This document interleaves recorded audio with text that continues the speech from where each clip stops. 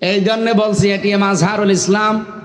ওনারে যারা সাক্ষী দিয়ে বানানোর সাক্ষীর উপরে ভিত্তি করে আজ 13টা বছর জীবন থেকে কেড়ে নিলেন, জীবনে 13টা দিন ফেরত দিতে পারবেন তারে?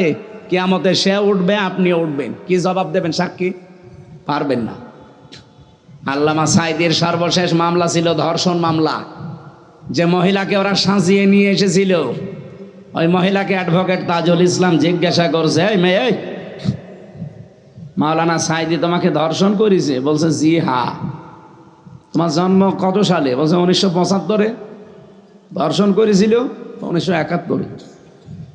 অ্যাডভোকেট তাজুল ইসলাম বলেছিল, মাননীয় আদালতে পয়েন্ট একটু লেখেন, মহিলার জন্ম হচ্ছে 75-এ আর ওরে ধর্ষিতা হয়েছে 71-এ, ওটা কি রুহের জগতে?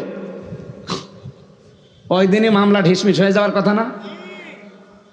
কিন্তু সবই তো ওদের বানানো, ও ট্রাইব্যুনালও বানানো, বিচারপতিও বানানো, সাক্ষীও বানানো, প্রসিকিউটরও বানানো, যা আছে সব বানানো। আর সেই মামলায় আপনি এতদিন তারেক জিয়াকে, তারেক জিয়ার মাকে, এমনকি তারেক জিয়ার বউকে কাউকে 3 বছর, কাউকে 9 বছর, কাউকে 10 বছর শাস্তি দিয়ে রেখে দিয়েছেন। আর এদের তো ফাঁসি দিয়েছেন। এই জন্য অন্য দল করেন বলে আপনি একেবারে বিবেক বহির্ভূত কাজ করবেন অন্ধ হয়ে, না, এটা ঠিক না।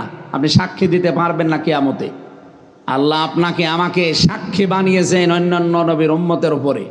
সুতরাং সাক্ষী দেওয়া লাগে আন্দাজে, না দেখে। আরো জোরে বলেন। এদেশে দেখা সাক্ষী কম না বেশি?